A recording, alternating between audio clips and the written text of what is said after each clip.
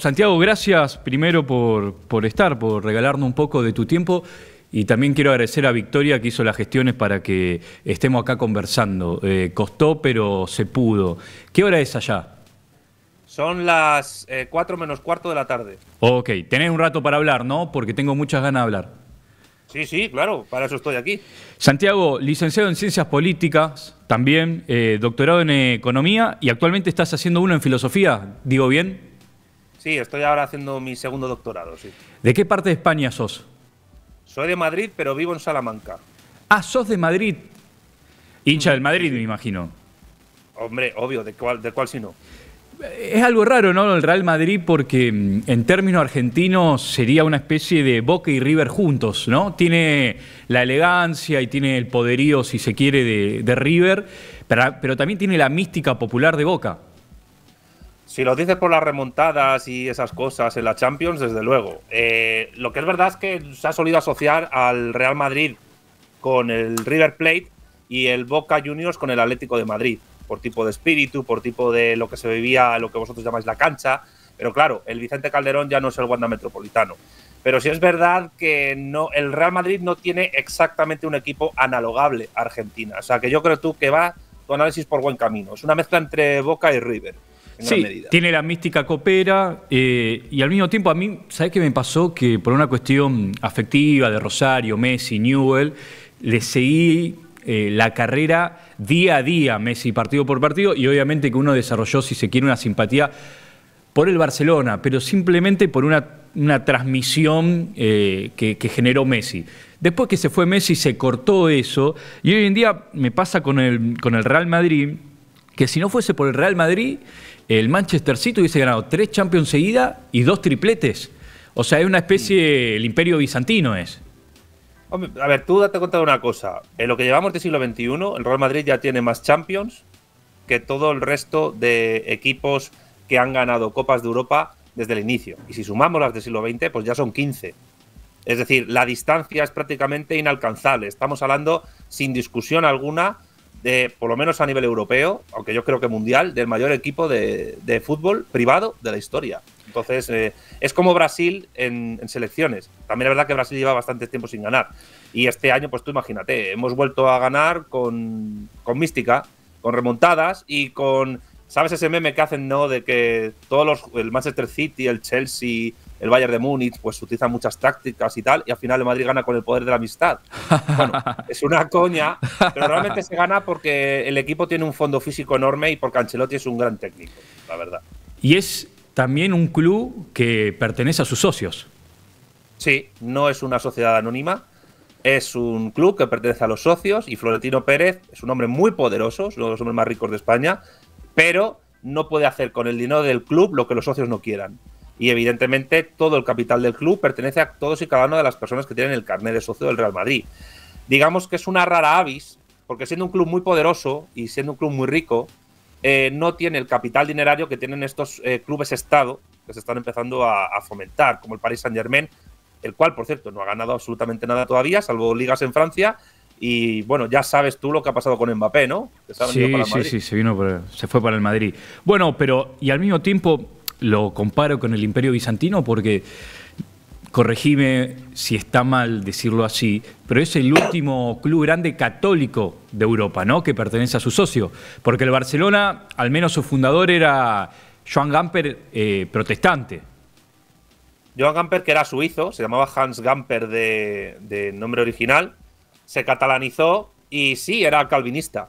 Era calvinista. Se suicidó. Los fundadores, además, los fundadores del Real Madrid eran catalanes, eran unos hermanos catalanes. Ah, mira, y eso no lo Santiago sabía. Bernabéu era de origen familiar lejano valenciano. Además, yo os recomiendo un vídeo que hice en mi canal de YouTube que se llama ¿Se puede ser de izquierdas y del Real Madrid? Sí, Donde analizo un poco la historia del club. He dedicado a algunos vídeos en mi canal al fútbol y ese es uno de los más bonitos porque cuento historias, por ejemplo, del presidente que hubo en el Real Madrid en la época de la Segunda República, que era miembro del Partido Comunista de España, las peleas que tuvo Millán Astray, el fundador de la Legión Española, con el propio Bernabéu, los jugadores del equipo que fueron claramente pues, o comunistas o socialdemócratas, por ejemplo, Valdano, que jugó en el Real Madrid, como ya sabes, luego fue técnico. Yo creo Que, Valdano, perdón, que debutó en Newell's. Sí. Debutó en Newell's, sí, exactamente. Pues sigue perteneciendo a los socios, todavía al Barcelona también, pero como está pasando por los problemas financieros que está pasando, porque creo que ha gestionado muy mal lo que es la plantilla y les ha dado un dinero que al final no ha podido recuperar, pues se están planteando dar el salto a ser un equipo sociedad anónima. Mirá. Entonces, ese tipo de clubes la verdad es que quedan ya muy pocos. Y teniendo en cuenta la pujanza que tienen los clubes Estado, ¿no? Pues está Qatar detrás, los Emiratos Árabes detrás. El modelo de equipos de China va por la misma vía, pero las ligas árabes o las ligas asiáticas todavía no pueden competir con las ligas de Europa Occidental, particularmente la Premier, que sigue siendo la más potente, y luego la española, y después el calcio. Pues yo no sé decirte si estamos ante una suerte de dinosaurio todavía vivo como modelo de club que a lo mejor dentro de un tiempo puede desaparecer. Yo no sé qué pasará en el Real Madrid cuando Florentino Pérez deje de ser presidente del club. No tengo ni idea. Claro. Pero lo que está claro es que habrá un antes y un después en la historia del Real Madrid después de su paso como presidente. Es un lugar de resistencia. Por eso mi simpatía renovada con el Madrid. Y por eso esa comparación con el Imperio Bizantino, en tanto resiste en un fútbol en donde los árabes van comprando clubes. Creo que los chinos tienen prohibido comprar clubes en Gran Bretaña, en la Premier. Pero bueno, sí, la Liga Italiana fue la primera que se abrió a la cotización en bolsa, al capital extranjero. De hecho, hay dueños tailandeses, algún chino también debe haber. En cambio, el Real Madrid parece ahí como una iglesia inmaculada. Sí, pero en la Liga Española pues hay equipos que tienen dueños chinos, que tienen dueños árabes. Exactamente, por ejemplo, el Almería, el Valencia, que tuvo muchas polémicas, por cierto, por eso. ¿Un tailandés no era el Valencia? ¿Eh? ¿El Valencia no era de un tailandés? Era Peter Lim, se llamaba. Peter Lim, ok. Había una gestora, una mujer que era la gestora. Los socios acabaron muy enfadados con ella. La verdad es que le perdí un poco la vista porque el Valencia en el fondo es un equipo… O sea, quiero decir, hay tanta distancia entre el Real Madrid y el resto que el mundo del fútbol ha cambiado muchísimo.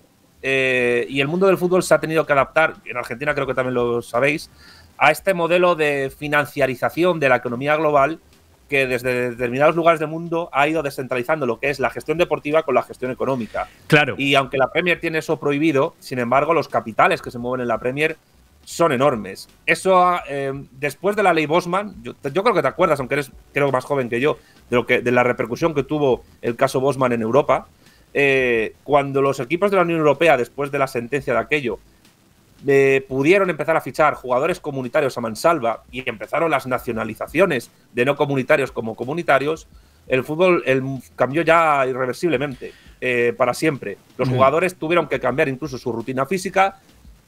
Maradona yo creo que es un jugador que en el fútbol moderno actual no hubiera encajado porque hubiera tenido 80.000 ojos encima de él como tienen los jugadores ahora. En plan, no te drogues, no fumes, no te vayas con chicas en exceso. Y ahora los jugadores, además de ser asalariados de equipos, son también empresarios, como Cristiano Ronaldo, como el propio Messi. Sí. Es decir, de hecho, su imagen muchas veces es más importante que la imagen de los clubes. Digo, Cristiano y Messi tienen más seguidores y al lugar donde vayan generan atención. Ahí hay una gran discusión, en realidad, si el fútbol y la política siempre fue pan y circo, y el fútbol es el circo más grande del mundo.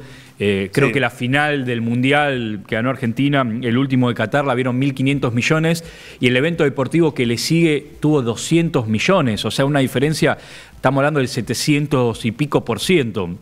Y la discusión me parece política, más allá de la geopolítica del fútbol que existe, insisto en esta cuestión como el circo más grande del mundo, es si el fútbol ¿pertenece a quién? A las asociaciones, la UEFA, la FIFA, a los clubes, que a lo mejor es la posición más de Florentino con la Superliga, a los jugadores, como pensaba Maradona. Digo, en definitiva, ahí hay una discusión. Bueno, habrá quien dirá que le pertenece a los hinchas y todo se confunde.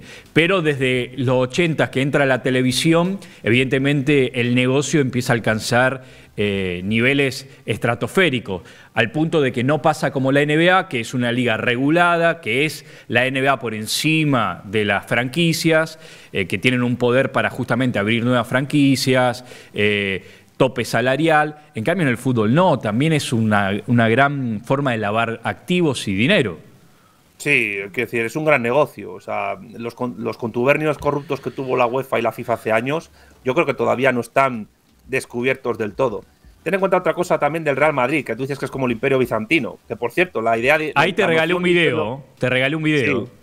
Sí. La idea de Imperio Bizantino, el concepto, nació muy tardíamente, en el siglo XVIII en Francia. Aquello siempre fue el Imperio Romano de Oriente. De Oriente, sí. Se llamó así durante mucho tiempo, lo único que a diferencia del occidental, siguió en pie y se helenizó. Hablaban griego y no latín, pero prácticamente era Roma. O sea, el Imperio Romano duró hasta 1453, con salvedades y tal. Una cosa que pasa en el Real Madrid es que ningún jugador está por encima del club. Y por eso la presión que hicieron Sergio Ramos en su día, o el propio Cristiano, pues Florentino no cedió. Ahora, ¿a quién pertenece el fútbol? Yo creo que por regla general, salvo que haya maletines de por medio y que eso siga habiendo, el fútbol, las partidos los ganan o los pierden los jugadores en la cancha. Son los jugadores los que ganan o pierden. Las hinchadas lo que hacen es motivar a esos jugadores y haciendo una suerte de duodécimo jugador que no juega porque no toca la pelota en el campo, animando a ese equipo. Pero realmente al fútbol, como es parte de este mundo, pues no es ajeno ni a la geopolítica, ni a la geoeconomía, ni a la financiarización, ni a la cultura, ni a la religión, ni a todos los fenómenos sociales, culturales, etcétera, que hay en el mundo. Fíjate hasta qué punto es importante estas conexiones, que el filósofo Gustavo Bueno, que para mí es un referente por su absoluto, decía que es muy curioso que hay mucha gente en muchos países del planeta que si no fuese por los equipos de fútbol a los que siguen, no sabrían dónde están ciertos países. Zarpado. Y tú te vas al África subsahariana y ves a niños con camisetas de Messi, o en su día de David Beckham, o de Fernando Redondo, o de jugadores de varias generaciones. Algunos de esos jugadores subsaharianos pues han sido descubiertos, entre comillas, por ojeadores de equipos grandes, y algunos incluso se han quedado por el camino porque han entrado en una suerte de red de tráfico ilegal de jugadores de fútbol, que también se ha descubierto, y esto fue escandaloso. Y saben dónde está Inglaterra porque son hinchas del Manchester United, y saben dónde está España porque son hinchas del FC Barcelona o del Real Madrid. El fútbol es un fenómeno cultural que yo creo que no debe ser despreciado, porque yo en Argentina no creo que ocurra. Yo he vivido año y medio allí, sí, lo sé. pero en otras latitudes, pues sí es verdad que hay ciertas élites políticas e intelectuales, sobre todo progresistas, que desprecian el fútbol y desprecian a la gente que le gusta el fútbol porque lo consideran algo el opio de los pueblos. De baja cultura. Sí, de baja cultura. Sí, y no es así, es todo lo contrario. 11 boludos corriendo una pelota, sería la frase. Sí, no, es un fenómeno cultural e histórico propio de nuestro tiempo, muy refinado, muy complejo, y que requiere un estudio absolutamente serio desde todos los campos del saber. No, y además, no hay que menospreciar nunca eso. No, para nada. ¿Cómo uno va a despreciar el sentimiento del pueblo? Es como cuando murió Maradona y se hacían misas en México. Yo estuve en México hace un par de años y estuve en Puebla, y un amigo mexicano, Charlie, me regaló la remera de la iglesia maradoniana de Cholula, ¿no? Y la tengo todavía y carga una mística esa remera increíble. Incluso te diría que el fútbol, como, no sé, soft power inglés, como esa primera piedra que se tira en su momento, empieza a tener réplicas insospechadas. Es como los Rolling Stones. Acá existe una subcultura que se llama los Rollingas. Y yo creo que cuando compusieron... Lo conoces, ¿no? Si estuviste acá, te habrán contado. Y yo creo que Jagger no debe estar al tanto de que, de alguna manera, alguna de sus temas que compusieron, me imagino, en una pieza de noche, termina generando efectos impensados. Digo, a mí me parece que la cultura tiene esas manifestaciones improbables e imposibles, pero que sin embargo están ahí.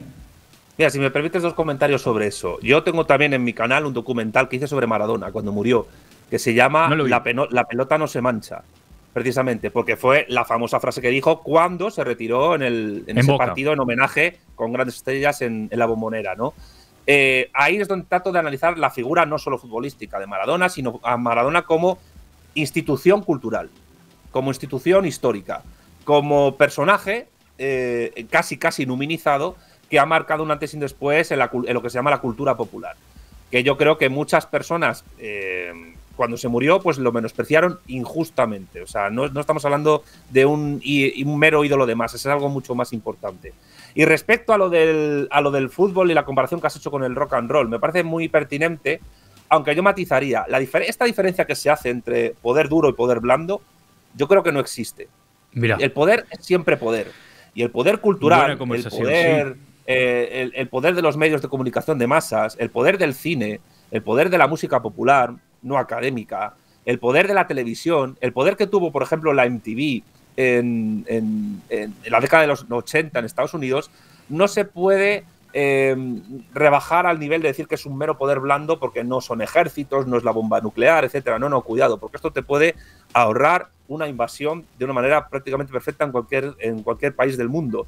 Yo siempre he dicho, fíjate que se dicen que los grandes maestros de la propaganda política o bien eran los nazis o los soviéticos. Yo digo que no, que los grandes maestros de la propaganda fueron los Estados Unidos en la década de los 80, en la época de Ronald Reagan. La guerra de las galaxias.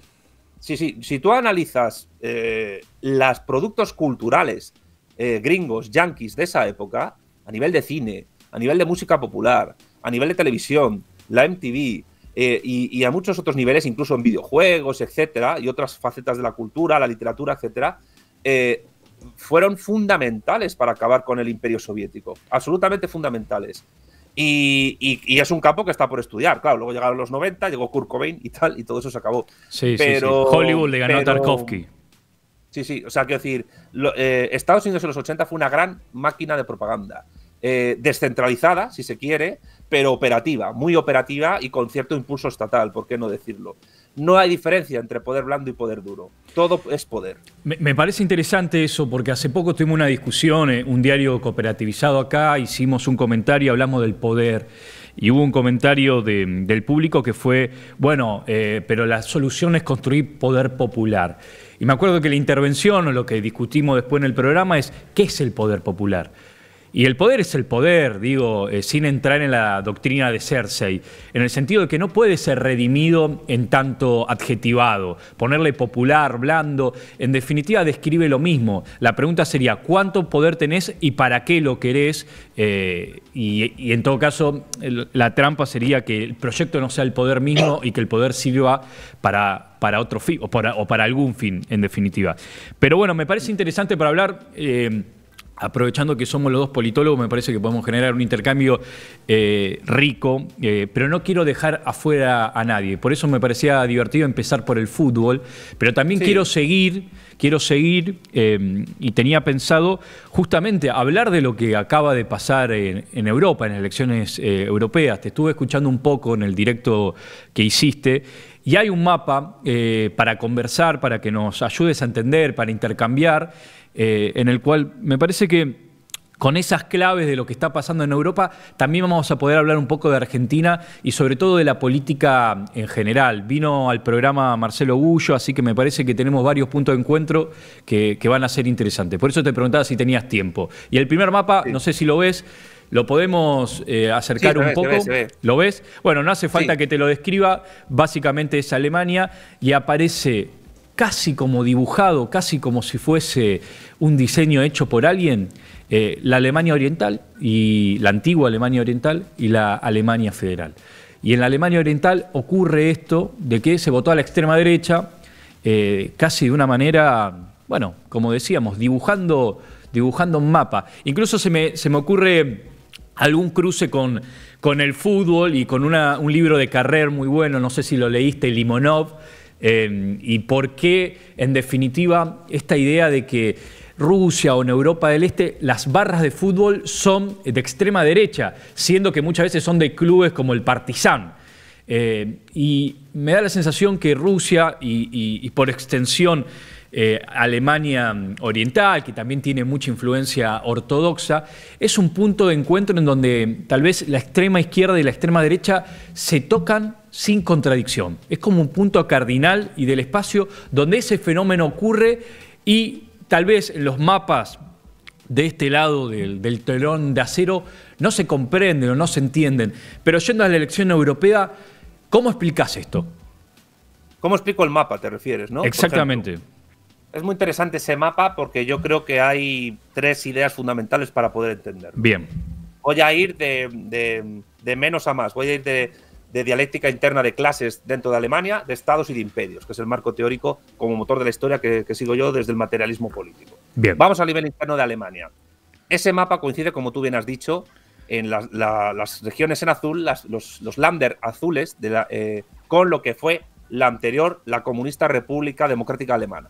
Sí. Y las zonas grises con la República Federal Alemana, que, como todo el mundo sabe, cuando cayó el muro de Berlín en el 89, que era un muro que separaba Berlín en este y oeste, no separaba las dos Alemanias, sino solo una ciudad, pues después, un año después, valga la redundancia, en 1990 se unifican, entre comillas digo unifican, las dos Alemanias. Pero realmente no hubo en Alemania una unificación. Hubo una anexión y una absorción de la República Oriental, de la República Democrática Alemana, por parte de la República Federal Alemana. Y hubo una absorción sin necesidad de, digamos, analogar u homogenizar el nivel de vida y el nivel de socialización que durante décadas había vivido en la Alemania Federal en la Segunda Guerra Mundial cuando ocurrió esa anexión. Con lo cual, la RDA realmente fue anexada por la RFA. No hubo una unificación. Hubo una unión en la cual la RDA quedó casi como en un bypass histórico y social, que se ha mantenido prácticamente hasta hoy día.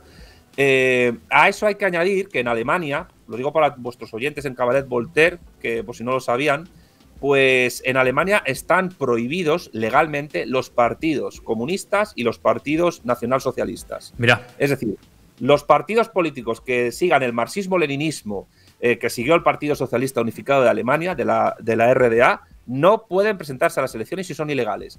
Y los partidos nacionalsocialistas clásicos, en el sentido del Tercer Reich, tampoco. ¿Pero qué pasa? Pues que se da una circunstancia ya a nivel de dialéctica de estados muy particular, tanto en la Alemania Oriental como en el resto de Europa del Este, que se va a conectar con lo que tú has dicho de las hinchadas.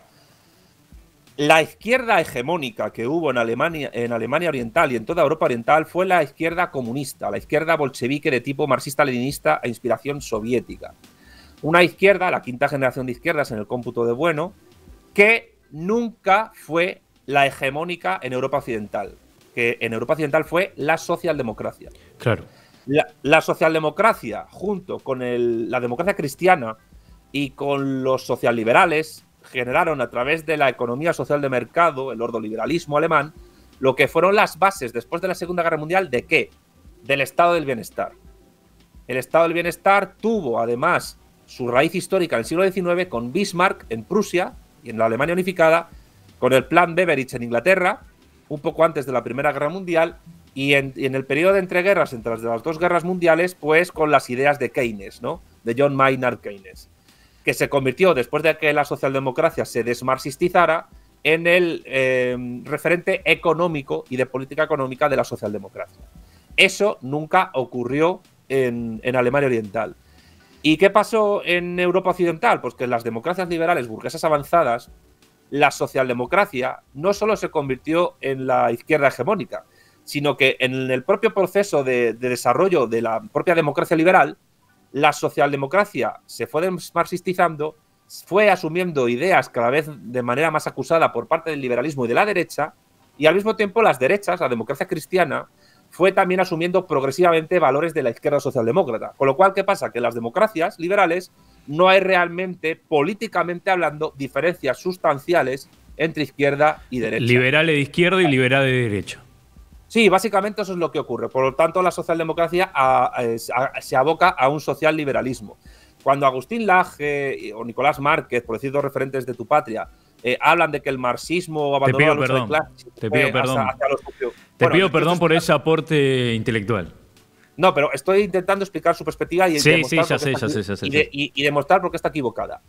Según su perspectiva, el marxismo abandona la lucha de clases y se va por una batalla cultural. No. O sea, la lucha de clases es simplemente un fenómeno histórico que ya empiezan a teorizar economistas burgueses antes de Marx. No es Marx el pionero de la idea de lucha de clases. La lucha de clases para Marx es simplemente un hecho histórico que se da sin más. Aunque hay momentos de paz entre clases y hay momentos de lucha encarnada. Pero el tema no es que abandonara, los sindicatos de clase o el movimiento obrero o la socialdemocracia. es que en esa mixtura dentro de las democracias, de los estados democráticos, entre la izquierda y la derecha, ambas facciones de las democracias burguesas se vuelven liberales y, como no tienen apenas diferencias en lo político, ni en lo económico, ni en la política exterior, van asumiendo valores culturales más o menos la una de la otra. Y por eso la socialdemocracia, a diferencia del comunismo en Europa Oriental, va poco a poco adquiriendo ideas que vienen del liberalismo. La libertad individual, la autorrealización personal, el feminismo, que tiene un origen liberal, el ecologismo, que tiene un origen que no está en la izquierda, por cierto, y muchos otros valores que nacen en un campo ajeno a la izquierda socialdemócrata en general. Cuando cae el Imperio Soviético y la izquierda de tipo soviética pues fracasa y se convierte en arqueología, pues en Europa Oriental no se da un desarrollo histórico de la democracia en la cual converjan izquierdas y derechas como ocurrió en Europa Occidental.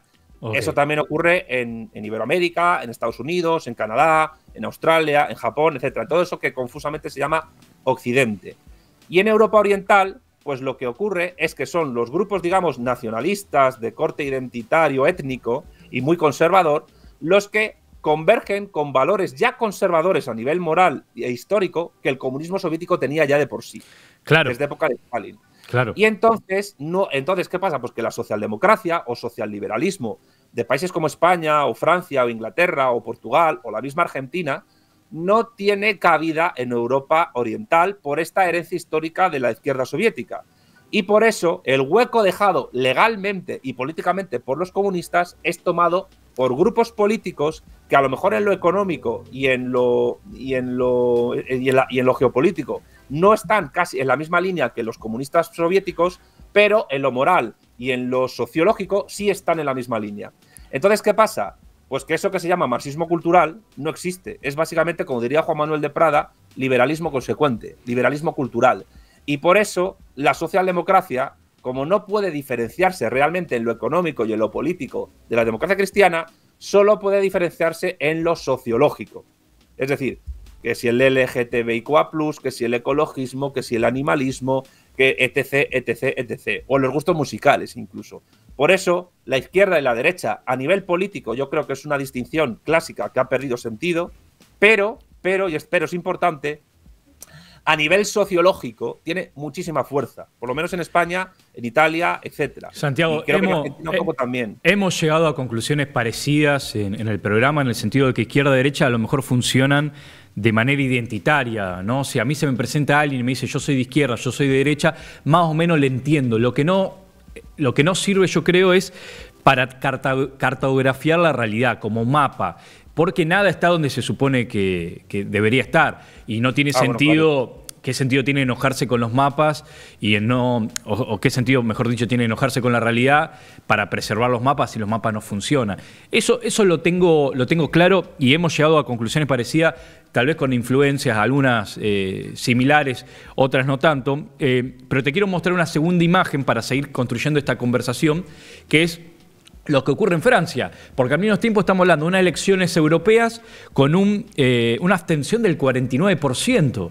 Y la opción, si se quiere, de extrema derecha en términos como se la presenta en Alemania, no deja de ser alternativa por Alemania. Entonces, ¿hasta qué punto estas reacciones o estas ebulliciones no terminan siendo justamente la falta de alternativa?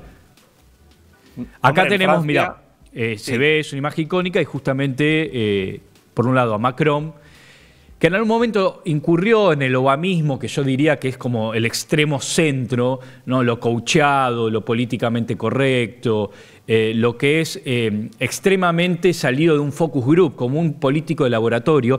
Y por otro lado, Le Pen, que es tal vez la manifestación de lo mismo, de algo parecido, pero que juega más con esta idea del outsider. Y un intento de corrección de Macron en el último tiempo en esa escalada belicista, y te quiero preguntar sobre los efectos de la guerra de Ucrania en Europa, tratando de compensar un barco que se le había escolado un poco. ¿Qué te parece que vemos acá? Hombre, curiosamente, en las campañas electorales de Alemania o de Francia, y menos aún en España, pues la guerra en Ucrania no ha estado, digamos, presente en el discurso de los partidos.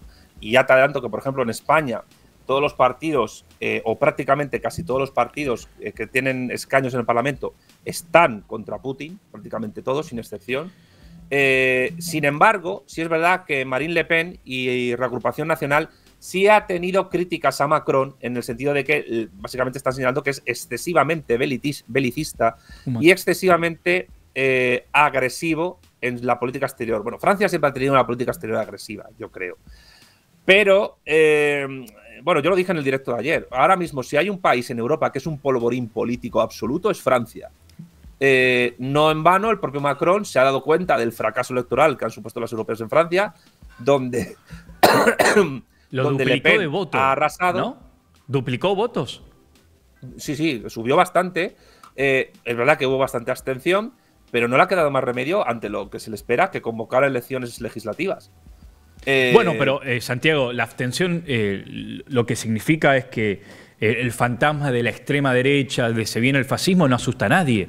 Porque por un lado pasa mucho en Argentina, algunos ven comunista y otros lo ven fascista, y en realidad son fenómenos que tienen características nuevas, texturas distintas. Si no, es la tentación de buscar en la Guerra Fría o en las viejas identidades o en los viejos equilibrios de poder las respuestas.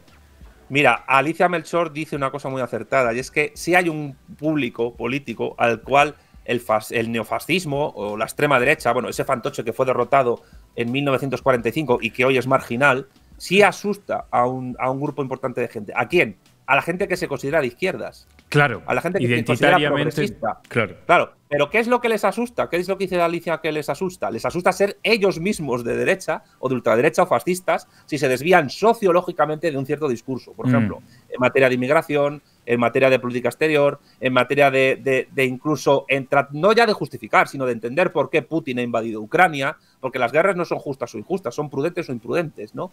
Ese tipo de cosas. O sea, hay un público todavía en las democracias que se identifica con la izquierda sociológica, que es una izquierda realmente indefinida, no tiene un proyecto real político a largo plazo para el Estado. Es una identidad. Universal.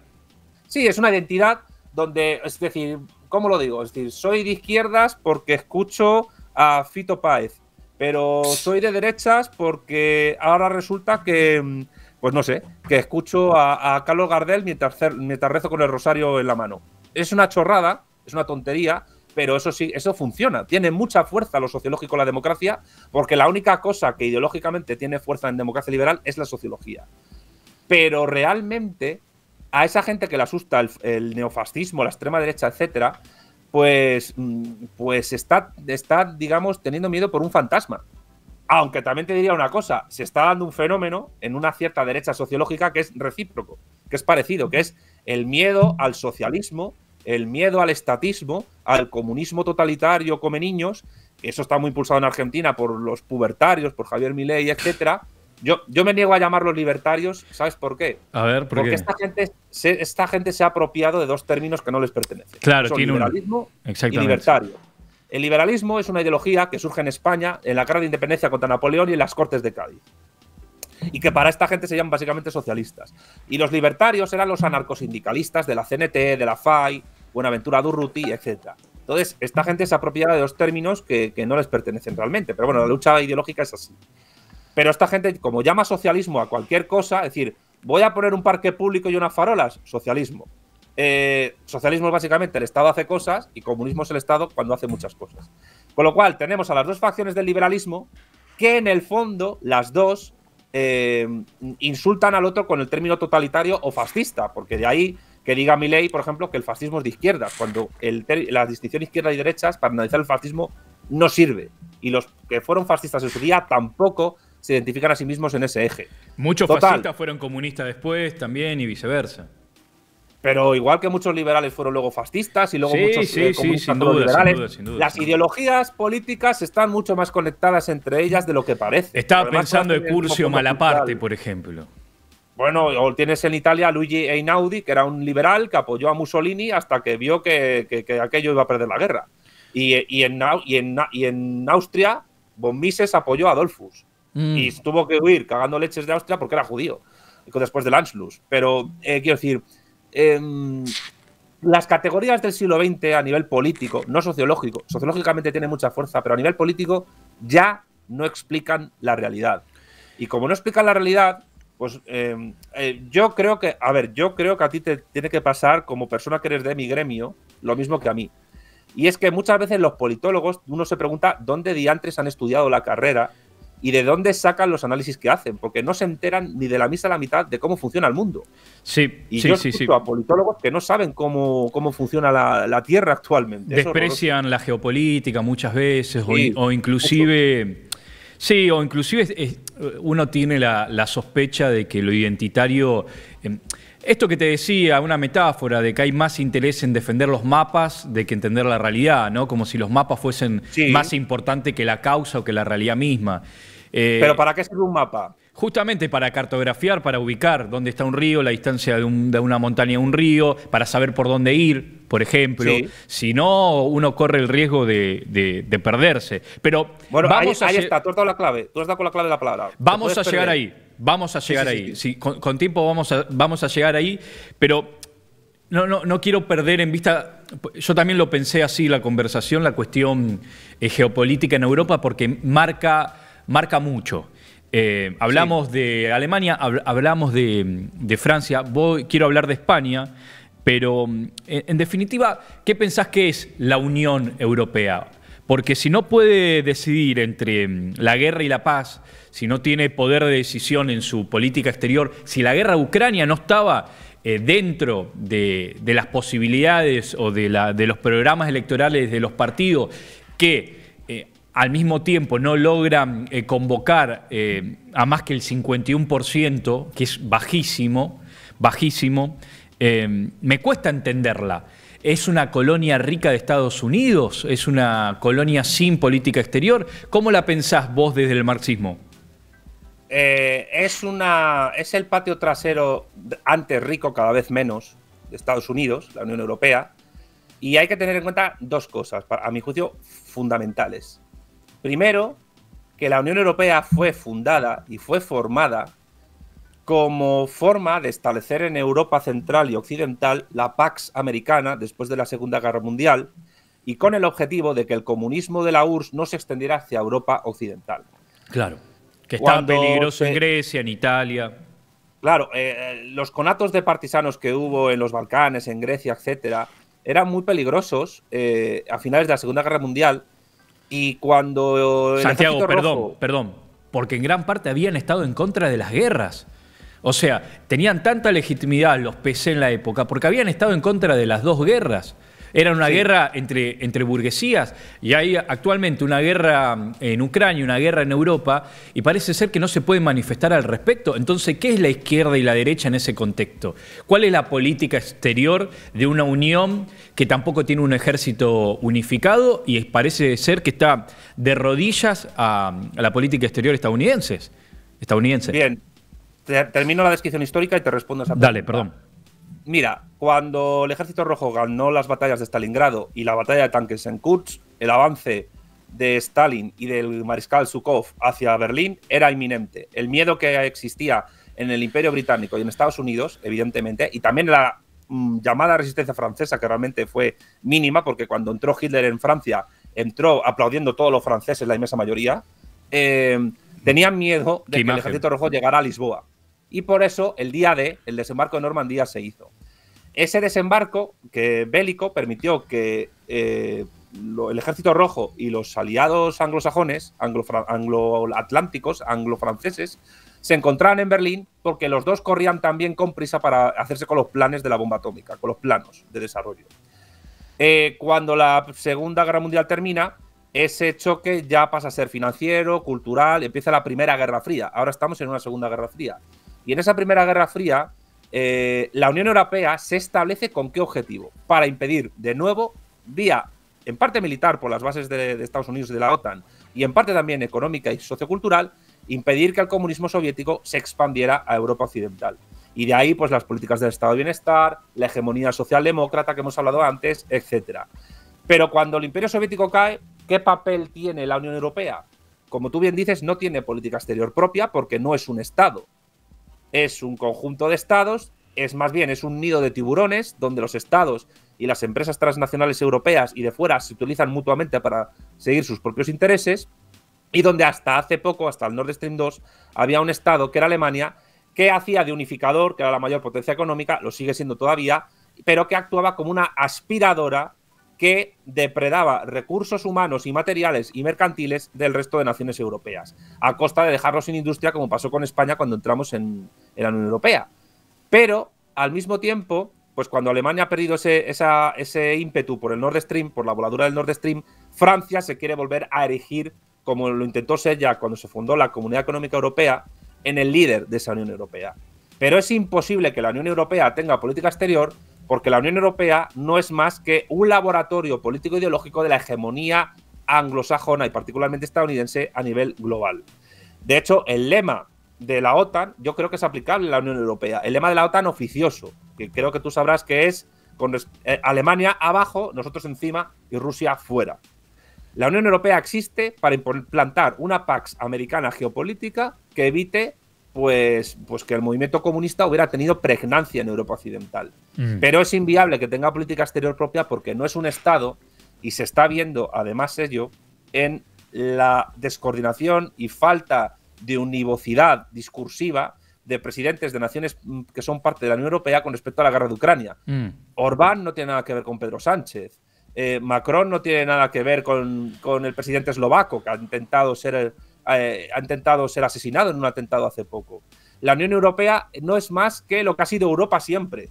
Europa es meramente, como decía Bismarck, un término geográfico.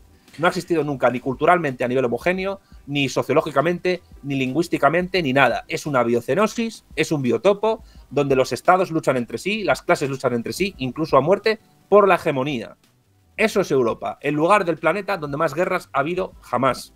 Y que durante unos supuestamente 70-80 años no ha tenido guerras después de 1945, pero tampoco es verdad porque hubo guerra civil en Grecia, hubo la destrucción de Yugoslavia en los Balcanes y hubo casi un conato de guerra cuando se separaron Eslovaquia y la República Checa y ahora tenemos lo de Ucrania. Por no hablar del Cáucaso. Es decir, ¿Europa qué es? Europa es una basura. Es una idea falsa que se vende como algo unitario cuando nunca lo ha sido ni puede realmente serlo. El cristianismo tal vez es lo que le da, o sea, es lo que separa a Europa de Eurasia, del resto de Eurasia. No, porque el cristianismo llega hasta Vladivostok. Vladivostok está en la frontera casi con Corea del Norte. ¿Consideramos culturalmente a Vladivostok Europa? Quiero decir, tampoco el cristianismo está dividido en tres ramas. Sí, la ortodoxa, oriental, la católica al sur y en el Mediterráneo y en Irlanda y las protestantes, que son varias, calvinista, anglicana y luterana, más otras en Europa, en la Europa germánica.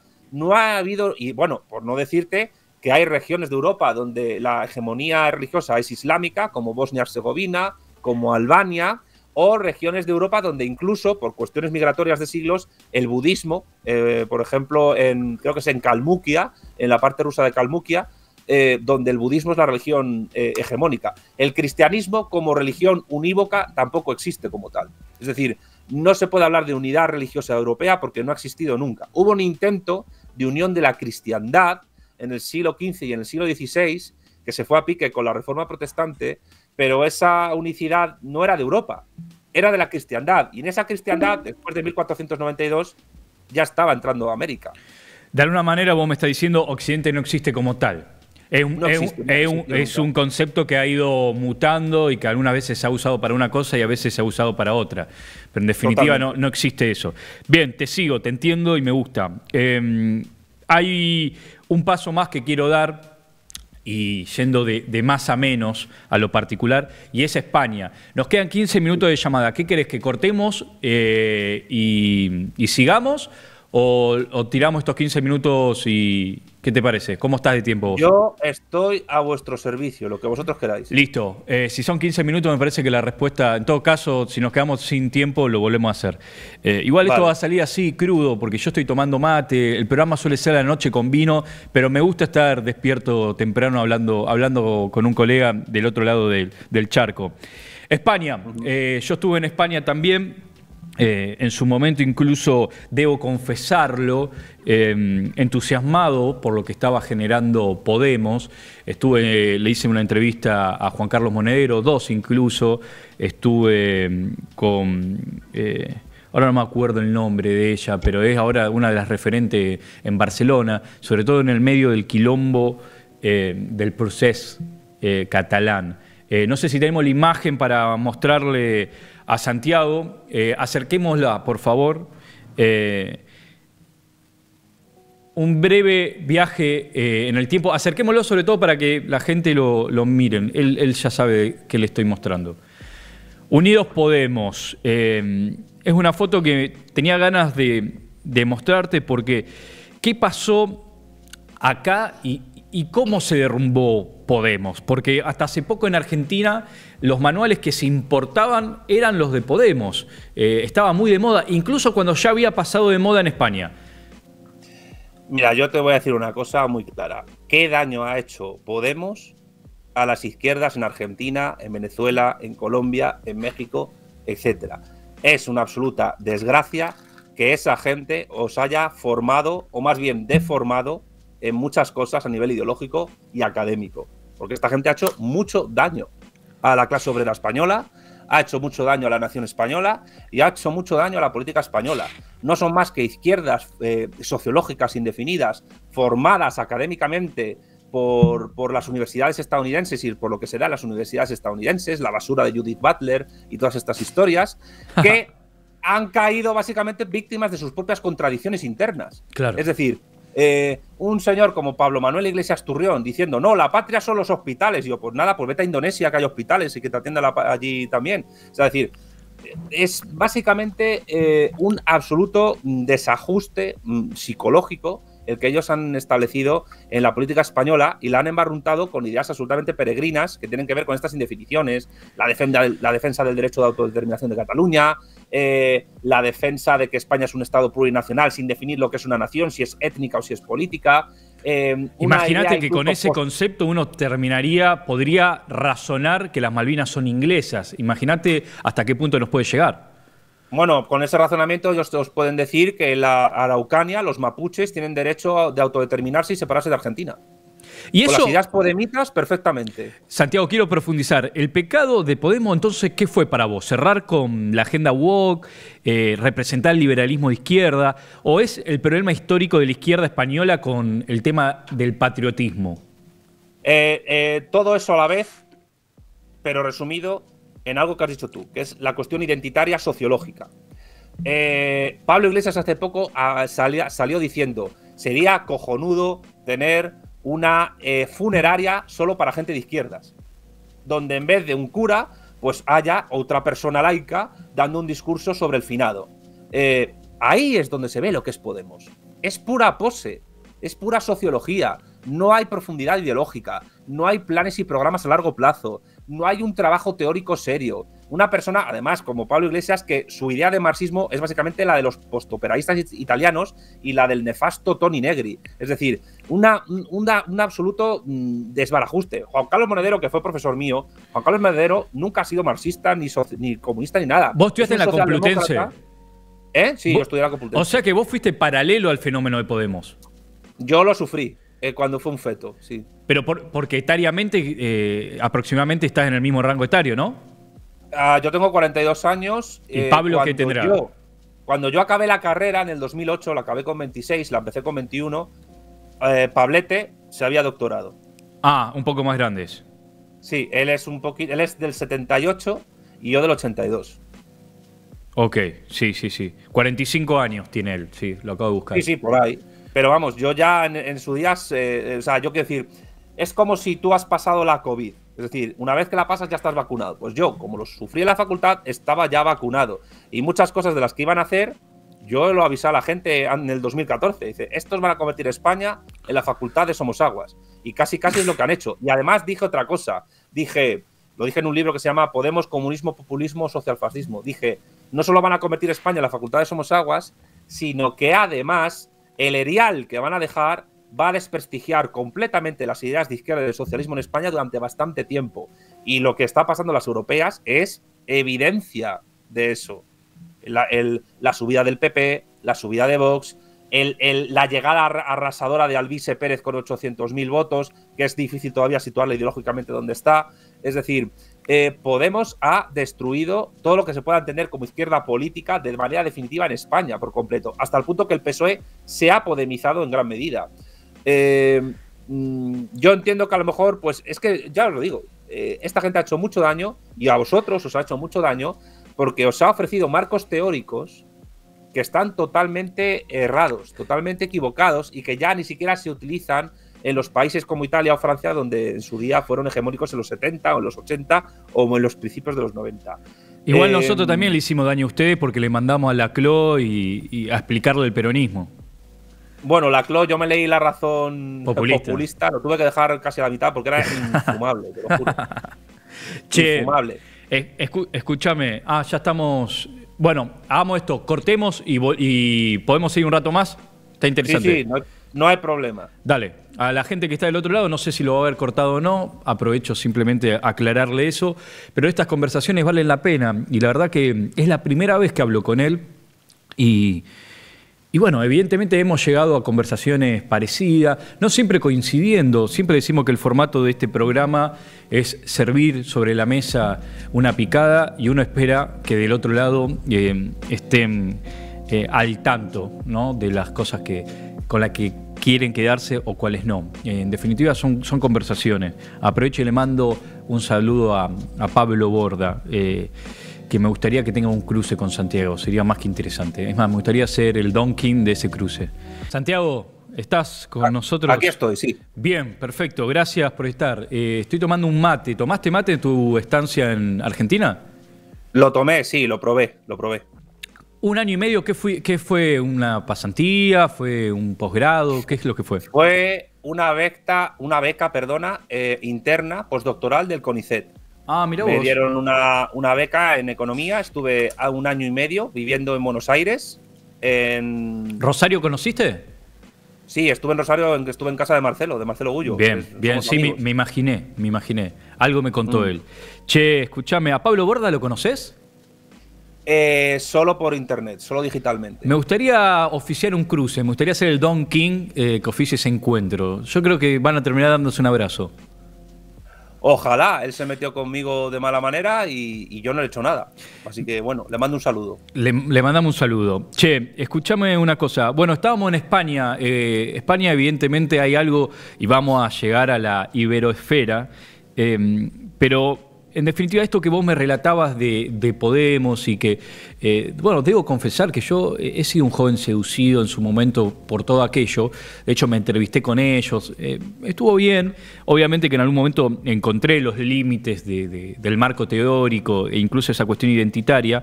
Pero, ¿ellos eran conscientes de esto que vos describís?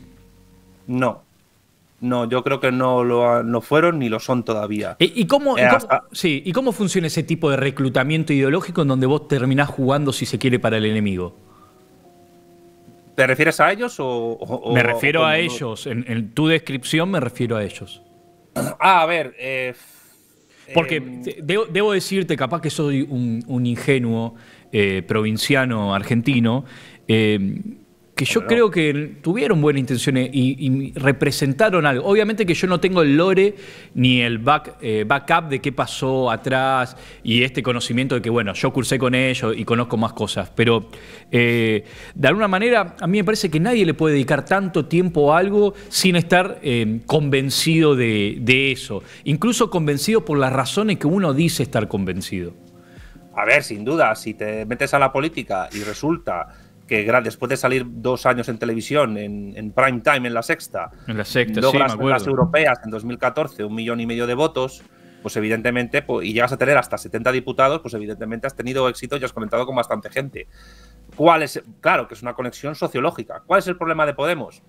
El problema de Podemos es que es una izquierda indefinida que cuando llega al poder lo hace para apoyar al PSOE contra la extrema derecha, PP más Vox. Y Vox ya estaba creciendo entonces. ¿Vox ya estaba creciendo o era Ciudadanos todavía? Ciudadanos tenían en ese momento más fuerza, pero Podemos y Vox surgen en el mismo año, en 2014. Lo que pasa es que la subida de Podemos fue primero más fuerte y a Vox le costó un poco más, pero al final, pues mira, se ha convertido en tercera fuerza política, aunque ahora están renqueando un poco, ¿no? Sí. El problema de Podemos, yo creo, como hijos culturales y sociológicos que son del PSOE, es no matar al PSOE. El tema es que el PSOE, el Partido Socialista Obrero Español, que yo prefiero llamarles, lo voy a decir en términos peronistas, Partido del Sometimiento a la Oligarquía Extranjera, eso yo creo que son las verdaderas siglas del PSOE, es el partido que es troncal, que es la columna vertebral del sistema político español. Hasta el punto de que el Partido Popular, cuando se ve en dificultades, no tienen problemas en apoyar al PSOE para que siga existiendo. Ahora es verdad que es un partido cada vez más personalista y que para poder gobernar en Moncloa necesita el apoyo de los separatistas catalanes y vascos porque se está descomponiendo a nivel autonómico y la derecha sociológica está subiendo.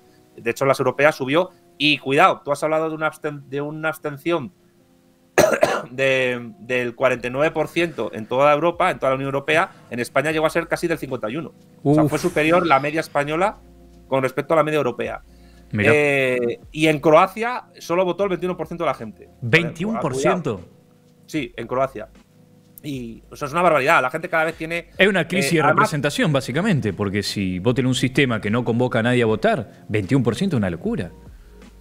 Donde más alto fue en Bélgica, pero creo que es porque allí el voto es obligatorio. O sea que cada estado tiene reglamenta las elecciones como se le cante. Por supuesto. O sea, ni siquiera hay una unificación. Bueno, no deja de ser también una señal de qué tan importante para las élites europeas pueden ser estas elecciones si ni siquiera tienen un mismo manual de cómo llevarlas a cabo. No. La única cosa que tienen en común es que cada estado de la Unión Europea es circunscripción única, con lo cual la capacidad de obtener representación es más fácil que siguiendo, por ejemplo, la ley DONT modificada que sigue en España, que se basa pues, en cómputos totalmente desiguales a nivel provincial. Pero cada estado tiene su sistema electoral y sigue sus propias pautas legales. Pero el tema es que, y volviendo a Podemos, cuando llega al gobierno y llega a la vicepresidencia Pablo Iglesias, en vez de matar al PSOE, lo que hace es básicamente dedicarse a hacer las leyes woke en el Estado, porque es gente que se ha formado leyendo a académicos estadounidenses y franceses, claro. y no ha hecho nada. Entonces, a mí me hace gracia porque dicen, no, pero tuvo mucho éxito, es la primera vez en la historia que un marxista llega a la vicepresidencia del gobierno en España. Y yo, a ver, que me digan por favor cuántas empresas nacionalizó el gobierno PSOE-Podemos, cuánto excedente de producción producido por la clase obrera fue socializado y acabó en manos del Estado para hacer, yo qué sé, un parque público de viviendas o una reindustrialización. No hicieron absolutamente nada, más que cosas absolutamente cosméticas y que no tienen ninguna relevancia más allá de la supuesta ley del solo sí es sí y la ley de igualdad de Irene Montero, la mujer de Pablo Iglesias, que lo único que ha servido es para sacar violadores a la calle y para mermar en sus derechos a los hombres con respecto a las mujeres. Para eso ha servido Podemos. Es decir, Podemos desde que nació, o sea, desde que yo les conocía en la facultad, eran una basura. Una absoluta basura académica y política que lo único que han hecho es desprestigiar las ideas de izquierda y de socialismo. Ir ahí, y ahí se han subido Vox, y se ha subido Alvise Pérez, y se ha subido el PP para desprestigiar esto, y al PSOE no le queda más remedio que hacer la huida hacia adelante y podemizarse. O sea, hasta ese punto Podemos ha sido algo absolutamente negativo. Nada que ver Podemos, yo que sé, con Lenin o con Mao Zedong o con Xi Jinping o con Perón, nada que ver. Podemos es básicamente un producto de la Universidad Española que está totalmente subordinada al ámbito académico anglosajón y de ahí han aprendido todo lo que han querido aplicar y por eso han fracasado. Pero como es gente que vive en un cerrojo ideológico, son incapaces de hacer una autocrítica más allá de la idea de tenemos que mejorar el discurso para llegar a más gente. Pero claro. Me hace acordar mucha gente de acá. Sí, también está esta idea de que la autocrítica del progresismo, que faltó progresismo, ¿no? Eso como si me dices que los problemas del SIDA se solucionan con más SIDA. Pues esto es SIDA. Che, Santiago, la hipótesis de conflicto, hablando de geopolítica de España, ¿cuál es? Marruecos. Sí. A nivel de guerra con otro estado, sí. Claro, pero ¿forma parte, si se quiere, de esta cuestión de la Unión Europea esa hipótesis de conflicto? ¿O la Unión Europea la única hipótesis de conflicto que tiene es la ucraniana? La de Rusia.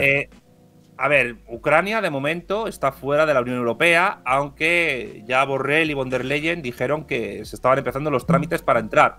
Putin ha dicho que no le importa que Ucrania esté en la Unión Europea, lo que no quiere es que esté en la OTAN. El problema de Marruecos, que es un socio preferencial de la Unión Europea, que además la propia Unión Europea está potenciando los productos de cultivo marroquíes frente a los españoles, como por ejemplo la naranja o por ejemplo el tomate, pues es que es un niño mimado por parte de Estados Unidos. Tú ten en cuenta que Marruecos, o el pseudoestado marroquí que existía en 1776, fue el primer estado en reconocer a los Estados Unidos de América en la historia, como estado independiente. Y por tanto la relación entre Rabat y Washington ha sido muy fluida durante siglos. Y por eso Marruecos, además de ser un gran aliado de Estados Unidos y serlo de Israel, está jugando sus cartas a nivel de política exterior de una manera mucho más acertada que España, porque España carece de política exterior propia prácticamente desde el siglo XIX. Bueno, y además, es justamente esa es la cuestión. Esa es la cuestión. La negación de la geopolítica. ¿Qué interés puede tener España en la guerra de Ucrania? Incluso he llegado a escuchar que hay quienes incitan a mandar soldados. Es increíble si se quiere que la izquierda... Y ahí me parece que está el hilo rojo de los subordinados que están ideológicamente. Yo te preguntaba por los mecanismos y me parece que vos lo contaste a través de las universidades, las becas, las ONG. Digo, hay todo ahí un entramado oculto que no deja de ser una subordinación ideológica. Totalmente.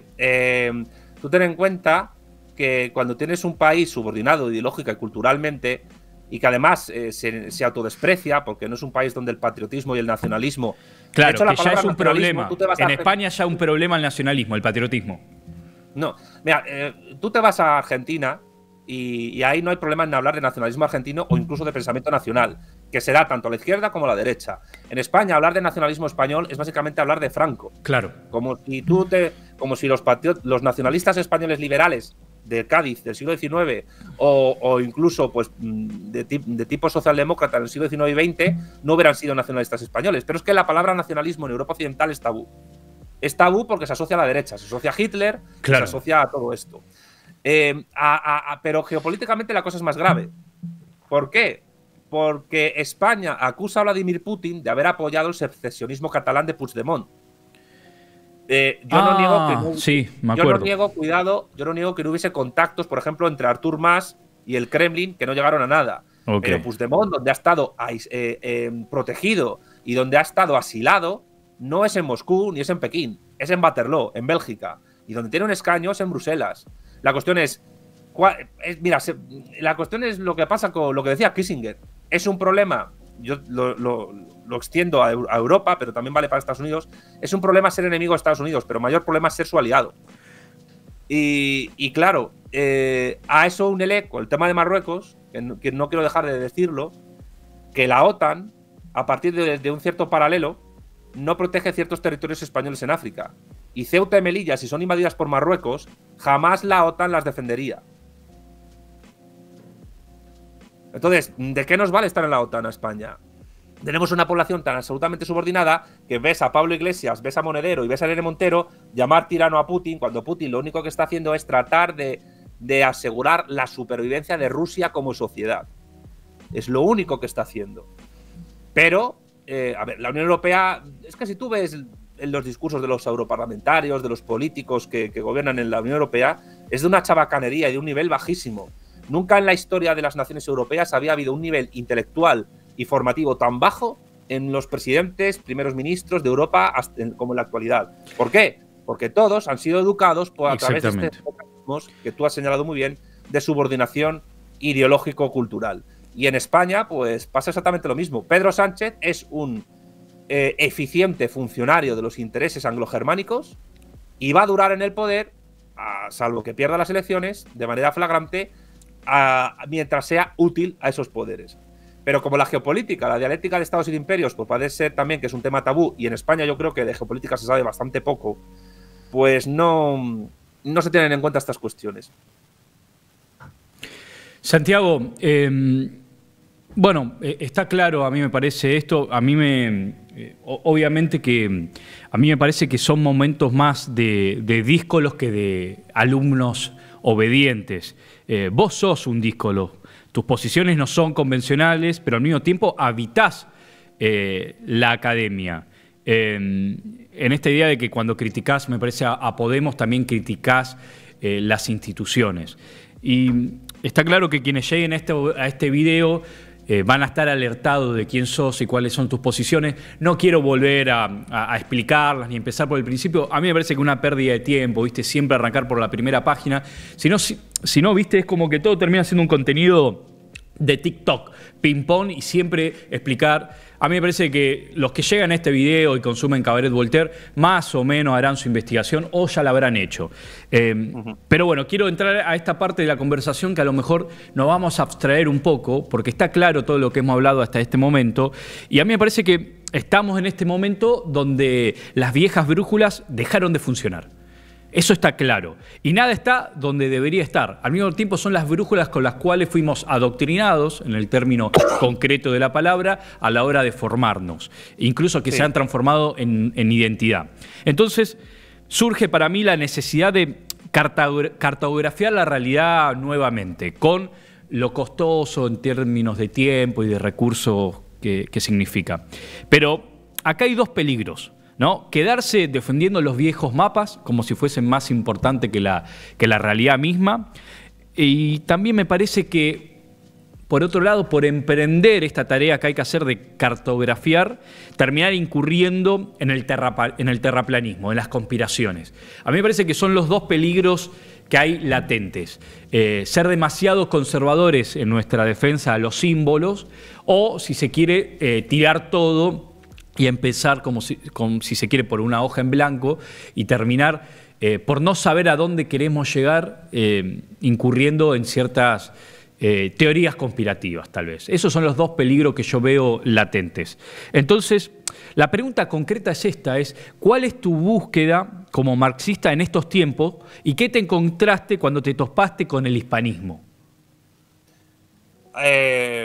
Mira, esto no, lo has enlazado muy bien, porque esto es una pregunta que se enlaza con algunas de las que tuvimos en el segundo cuarto del encuentro, ¿no? Okay. ¿Un mapa para qué sirve? Es la gran pregunta. Un mapa sirve no solo para cartografiar la realidad, tiene que servir para ir a algún sitio. Exacto. Para trazar rutas. Claro, porque si no, tenemos un mapa inútil como el del cuento de Borges, de aquel reino que hizo un mapa a tamaño prácticamente igual al del país. Al final, pues eso no servía para hacer nada. Un mapa tiene que servir ¿a quién? A un navegante. Son los navegantes los que utilizan la cartografía para tratar de recorrer los territorios que aparecen en esos mapas. Pero después de haber recorrido esos territorios, los mapas normalmente se tienen que modificar, porque habrá cartografías que valgan, otras que habrá que cambiar y otras que habrá que desechar, porque el terreno navegado, el terreno explorado, no es exactamente igual al cartografiado. La cartografía no es más que una representación parcial del mundo real, pero el mundo real es mucho más vasto y más complejo y más dinámico que el que se representa en una cartografía. Evidentemente, un buen mapa te puede servir para navegar bien, pero nunca va a ser exactamente igual a lo que es la realidad. Dicho lo cual, yo no sé si considerarme hispanista, hay gente que me mete en ese terreno, pero yo lo que tengo claro… Está bien que lo aclares. Yo lo que tengo claro es lo siguiente, siguiendo la teoría de la insubordinación fundante de Marcelo Ullo. Él es muy taxativo en los dos volúmenes que hizo, en el primero, sí, ese, y en Subordinación y Desarrollo, en que el umbral de poder geopolítico que las potencias que tienen a la hora de desarrollarse, ahí estamos, muy bien. Está muy bien, hicimos la tarea. No, sí, yo de Marcelo lo tengo, vamos, mamadísimo todo. La cuestión es que, a ver, el umbral de poder se ha ido elevando progresivamente con el tiempo a medida que aparecía una nueva potencia que elevaba ese umbral de poder. Después del Estado, digamos, después de las monarquías autoritarias que en el siglo XV y XVI España y Portugal se desarrollan y empiezan a cartografiar el mundo entero a través de los descubrimientos, los viajes, etcétera, Magallanes Elcano, Inglaterra eleva el umbral de poder en tanto que nación política moderna industrializada, capitalista ya. Después el umbral de poder se vuelve a elevar cuando el modo de producción implantado por el Imperio Británico es desarrollado de una manera más compleja por una nueva forma de Estado que sigue siendo un Estado-nación, pero ya tiene unas dimensiones continentales. Es el caso de Estados Unidos de Norteamérica. Pero ahora, en este siglo XXI, encontramos que el umbral de poder que elevó Estados Unidos está siendo ahora de nuevo superado. ¿Por qué? Por un Estado-nación muy particular, que es la República Popular China, que ya no es un mero Estado-nación al uso, es un Estado-civilización. Entonces, lo digo porque hay gente que se piensa que yo quiero restaurar el Imperio Español o algo parecido. No, no, yo lo que digo es lo siguiente. Si existe una civilización y las civilizaciones se definen a nivel de los rasgos antropológico-culturales que tienen, una lengua común, unas tradiciones y costumbres comunes, una religión de base común, aunque no se sea religioso, la forma en que te han socializado tiene que ver mucho con ese tipo de religión que se tiene, y muchas otras cuestiones, si queremos continuar en esa línea de elevación del umbral de poder, no podemos basarnos única y exclusivamente en la idea de Estado-nación que se tiene hasta la actualidad. Entonces hay que ir un paso más allá, y de ahí que yo creo que haya que defender una unidad iberófona civilizatoria. Y la iberofonía no es ni la hispanidad ni es América Latina, es algo mucho más vasto. ¿Por qué? Porque Latinoamérica, que es un término colonial francés, hace referencia a básicamente las naciones que en el continente americano hablan lenguas derivadas del latín, español, portugués y en menor medida el francés. Con lo cual cabe el debate de si Quebec es Latinoamérica o no. Yo diría que culturalmente no, aunque hablan francés. Pero el latinoamericanismo como movimiento político en el siglo XX tuvo su importancia frente a Estados Unidos, tuvo sus partes positivas, yo eso no lo niego en ningún momento, pero a mi juicio debe ser superado por una unidad mayor. Una unidad mayor que es la que teoriza el politólogo y diplomático Álvaro Durantez Prados con su teoría de la iberofonía, en tanto que conjunto de naciones y territorios y poblaciones que en todos los continentes hablan las dos únicas lenguas que son mutuamente comprensibles a grandes rasgos, que son el portugués y el español. Exacto. Pero que al mismo tiempo hay ahí asociadas otras tradiciones y costumbres e instituciones antropológicas tremendamente interesantes que conforman una civilización que no es meramente ibérica, no es iberismo, porque lo africano subsahariano, que es verdad que llegó a través de la esclavitud, y lo amerindio precolombino, que es verdad que fue aculturizado no solo mediante procesos pacíficos, sino también mediante procesos violentos, son parte fundamental de eso que nosotros llamamos la iberofonía. Y por tanto, si en la iberofonía, en todos los continentes, hay casi 900 millones de personas y el umbral de poder que ha elevado China ya no permite volver a unidades menores en población y en desarrollo, tenemos que caminar en ese sentido. Pero yo siempre digo que ese sentido no implica que España o Portugal en absoluto pueden ser el centro de esa unificación civilizatoria. El centro está en América, está en vosotros, está en Iberoamérica y luego después en la Iberoáfrica, en la África que habla español y portugués. Por tanto, se trata de una idea universalista, se trata de una idea que toma lo positivo que están haciendo los chinos, que se conciben a sí mismos como un estado de civilización, y siempre en un sentido postcapitalista, en un sentido que supere pues la subordinación del desarrollo que el modo de producción capitalista ha permitido al mundo anglosajón hegemonizarse como tal. Yo he de decir que en la inspiración de esta idea de iberofonía, el peronismo que yo conocí en Argentina tuvo mucha influencia. Yo no es que me haya vuelto peronista, pero siempre voy a decir públicamente, si no hubiese sido porque yo he conocido a Marcelo Gullo, y si no hubiese sido porque yo he conocido el peronismo, y creo que conozco lo que es el peronismo mejor que muchos peronistas, no es por tirarme el pote, pero creo que es una de las cosas que me ha enseñado a mí el peronismo es a identificar claramente el enemigo. Porque la identificación amigo-enemigo de Carl Schmitt es fundamental para hacer política. Y uno de los problemas de Podemos, que Podemos siempre presumía de Carl Schmitt y de leer a Carl Schmitt, es que nunca entendieron cuál era el enemigo. Claro, ahí está. Fíjate, ese es el libro de Marcelo Gullo que más me gusta. Es la historia oculta. Yo siempre se lo digo. Y es muy curioso porque es el más corto. La lucha del pueblo argentino, para los que están viendo, la lucha del pueblo argentino por su independencia del imperio inglés. Y te quiero hacer una pregunta para aclarar esto. Está claro que nosotros estemos hablando por primera vez ahora y lo hagamos con tanta fluidez, tiene que ver con recorridos personales que hemos tenido, pero también tiene que ver con, al menos con un idioma común, que eso ya es un montón. Y creo que hiciste mención a eso. Pero también hay algo, y te escuché decir que eres un ateo católico. Yo actualmente soy un tipo creyente, digo actualmente porque he vivido una atea vida, y sin embargo he descubierto la fe, ¿no? Y a mí me parece que descubrí la fe también, no deconstruyendo, sino pensando, ¿viste?, que hay en uno de todo aquello, ¿no? Recorriendo los caminos de la tradición, ¿no? Y cuánto, sin que uno incluso lo sepa o sin que uno esté iniciado en el rito católico, lo tiene en la sangre, en el ADN. La discusión de si somos algo, de si tenemos una sustancia.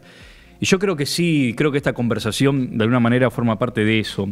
Y también en las ideas, ¿no? Porque se acepta con mucha holgazanería, pero también con mucha subordinación esta idea del pacto social, hablando de ciencia política, politólogos, y esta idea del pacto social parte de la idea de que el hombre es el lobo del hombre.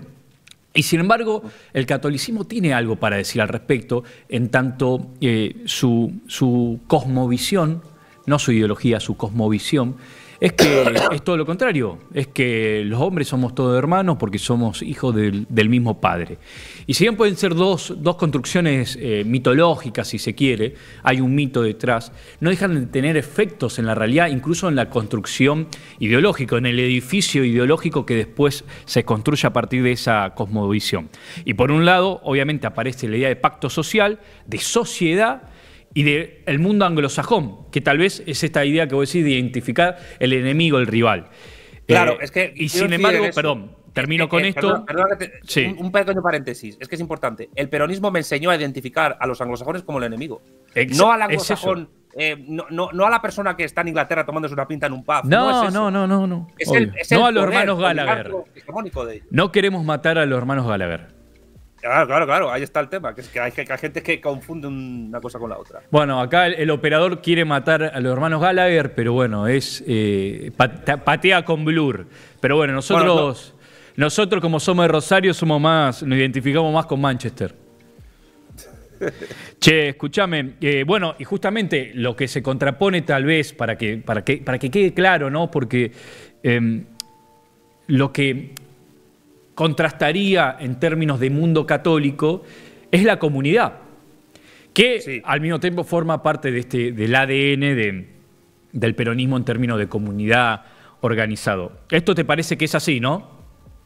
Bueno, fíjate, volvemos al tema de la sociología. Hasta tal punto la izquierda y la derecha es algo totalmente sociológico, que cuando yo me defino como ateo católico, es decir, yo no creo en Dios ni creo que pueda existir y que es imposible que exista, pero reivindico la catolicidad como aquello que es fundamental para entender nuestra civilización iberófona y reivindico la idea de comunidad que tiene el catolicismo, que por cierto yo os recomendaría mucho en Cabaret Voltaire que leyeseis a un filósofo español, Juan Bautista Fuentes Ortega. ¿Está vivo? Es un gran desarrollador y teórico de esta idea de comunidad católica. La sociología izquierdista me tacharía a mí de ultraderechista simplemente por defender la catolicidad. Y alguna derecha sociológica pensará que yo voy a ser una suerte de cristiano renacido simplemente por defender esto. No va por ahí la cosa. La cuestión es que hay que entender, vuelvo a China.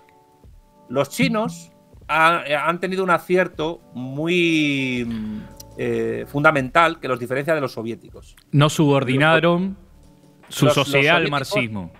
Sí, los soviéticos subordinaron erradamente la cultura ruso-eslava al marxismo-leninismo.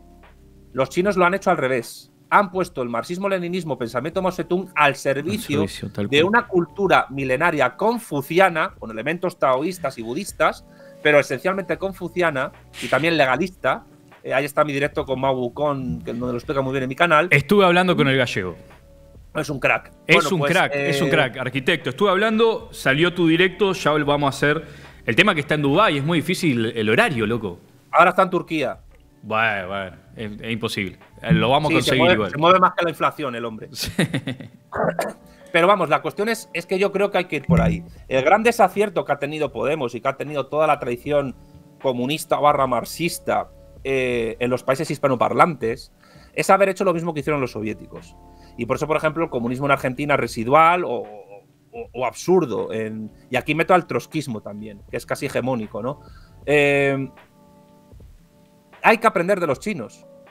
Hay que subordinar la filosofía de Marx y la potencia analítica, crítica que tiene la filosofía de Marx a esa idea de comunidad católica y a esa cultura católica que antropológicamente se fue construyendo en la Reconquista contra el Islam y que luego se llevó a América después de 1492 en forma de las leyes de Burgos, de las leyes nuevas, etcétera. Y yo, insisto, yo no soy rosa legendario, pero sí critico mucho la leyenda negra antiespañola, porque lo que se lleva a América, y en esto se equivocan Pierre Vilar y José Carlos Mariátegui, totalmente errado, lo que se lleva a América no es un sistema feudal, ni tampoco es un sistema propiamente capitalista. En la España de la Reconquista y en la América española, lo que se desarrolla es un nuevo modo de producción que no ha sido cartografiado, si seguimos con esa idea, por el marxismo tradicional. Y hay que cartografiarlo. Y esto es fundamental decirlo por otra cosa, y es que en la Edad Media ibérica, o sea, en España, en Castilla y en Portugal, e incluso en el sur de Italia, el feudalismo no existió o fue completamente residual. Los señoríos medievales españoles, castellanos, no tienen nada que ver con el feudalismo del Imperio Carolingio o de Inglaterra o del Sacro Imperio. Las relaciones de señorío con los vasallos no tienen nada que ver. La libertad era mucho más completa y la propiedad comunal de la tierra estaba mucho más extendida y la propiedad privada estaba mucho más al servicio de la comunidad. Y eso se traslada al catolicismo, eso lo enarbora después la Escuela de Salamanca y eso llega luego a América a través de la diferencia entre la República de los Indios y de los españoles. Porque la República de los Indios no era un gueto en el sentido surafricano del apartheid. Era un lugar en el cual la propiedad comunal de los indios estaba protegida de que la manosearan los castellanos. Y eso es un remedo de las leyes que vienen de la época visigoda y que vienen de la Castilla y del Reino de León medievales. Y cuando entendemos que en la España medieval no hubo feudalismo, es cuando podemos entender un poco lo que pasó luego en América. Y esto me parece fundamental para entender que hay que evitar el error en el que todavía caen los restos de partidos marxistas políticos que existen en nuestras naciones, que es tratar de subordinar o incluso borrar el ecúmene cultural hispano que tenemos para poner el marxismo por encima. Eso es un error y es imposible, y hacer justo lo contrario. Lo que hay que hacer es poner la filosofía de Marx al servicio de la idea de comunidad católica que se formó en nuestra civilización. Para mí es muy simple, pero tiene esta idea muchos enemigos. Sí, ¿qué le vamos a hacer? La tensión o el peligro siempre termina siendo lo de la leyenda negra y la leyenda rosa. A mí me parece una pelotudez. También hay leyenda negra comunista. A mí no me causa mayores conflictos. Lo mío es más como un registro metafísico del fenómeno y de la posibilidad política que tiene. Sí. No sé si viste la película Arrival. No sé cómo la traducen en España, porque usted hace unas traducciones medio extrañas. Si me dices qué película es por la trama, te lo puedo decir. ¿No te suena? La llegada. La llegada. Capaz que usted se llama, no sé. Es una de ciencia Bola ficción. de Drac.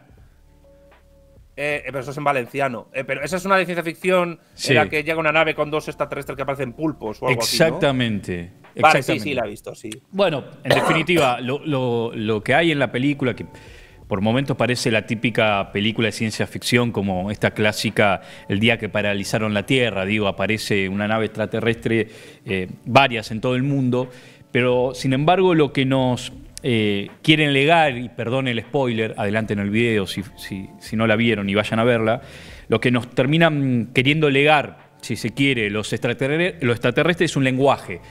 ¿No? En esta idea de que uno piensa a través del lenguaje y en una limitación humana de pensar el tiempo como una cuestión lineal. Entonces este es un lenguaje que no tiene ni principio ni fin, y a medida que la protagonista empieza a entender el lenguaje, empieza a mezclarse sus ideas del futuro y del pasado y alcanza otra comprensión del mundo.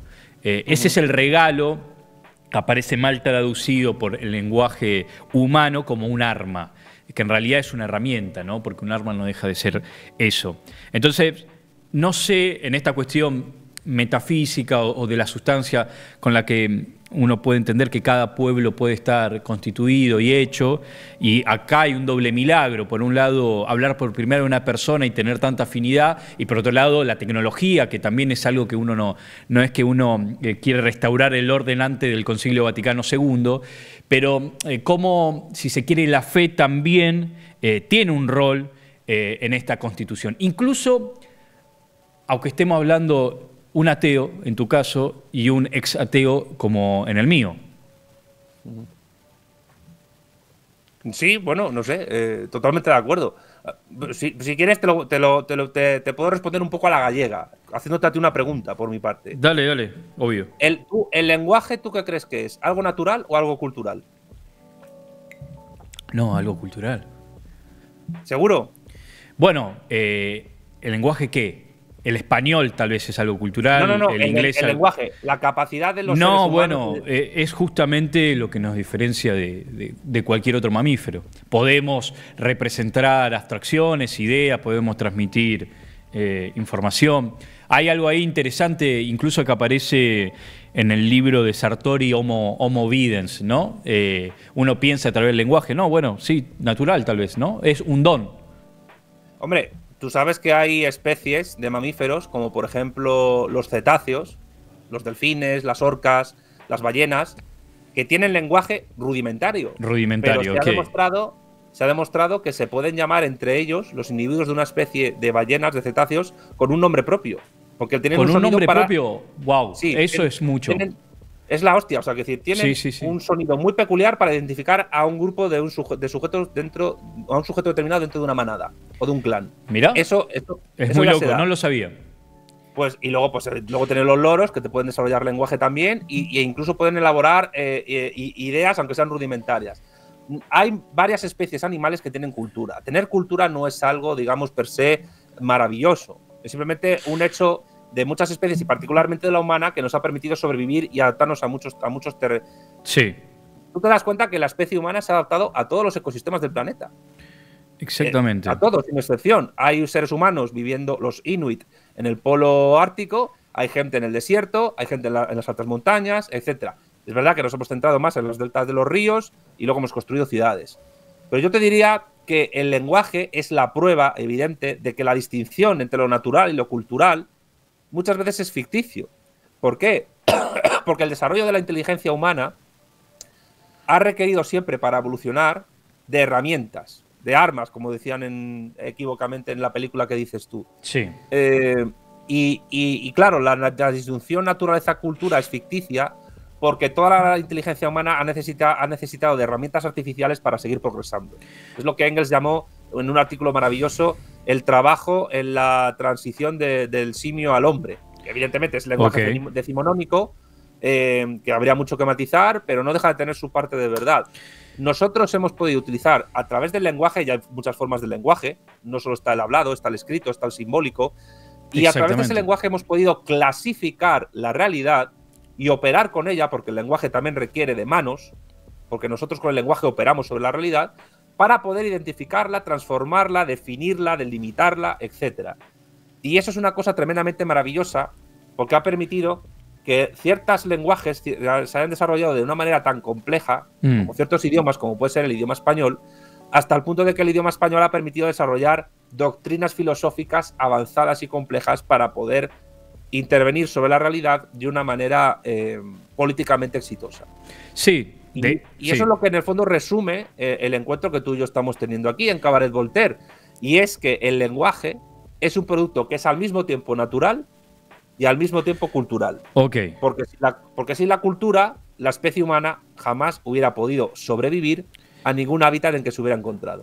No, y aparte somos animales simbólicos, en tanto no habitamos un mundo puramente físico, sino también un universo de símbolos, ¿no? Lengua, mito, arte, religión, son algunas expresiones de eso. Entendemos en base a las palabras, tenemos esa capacidad. Un mono, no sé en el caso de los cetáceos, son visuales, digo, aprenden y entienden a través de lo que ven. Y bueno, la historia de la escritura también ha sido increíble y las revoluciones técnicas y multimedia. Por eso esta idea de descifrar no solamente el espíritu de la época, sino también los medios técnicos, y esto es un medio técnico, hace de que la imprenta de Gutenberg haya implicado también el correlato ideológico del iluminismo, de la ilustración. Digo, terminan generando las técnicas de la época definiendo los medios espirituales. De hecho, estoy citando a Marx. Imagínate lo que se puede desarrollar ahora a partir de Internet y sobre todo de eso que se llama, yo creo que erradamente, inteligencia artificial. ¿Qué te pasa con eso? Nada, pues que simplemente digo que no soy inteligencia artificial, o sea, que decir, son simplemente… programaciones. Yo tuve un encuentro con el filósofo Carlos Madrid sobre eso en mi canal. La mal llamada inteligencia artificial no es más que una es un conjunto de tecnologías de procesamiento de la información a gran escala y a un ritmo muy acelerado, basada en el lenguaje, que permite cumplir tareas de una manera bastante rápida, eficiente y de una manera incluso, claro, tareas concretas que un ser humano por sí mismo, un conjunto de seres humanos, tardaría muchísimo más tiempo en hacer.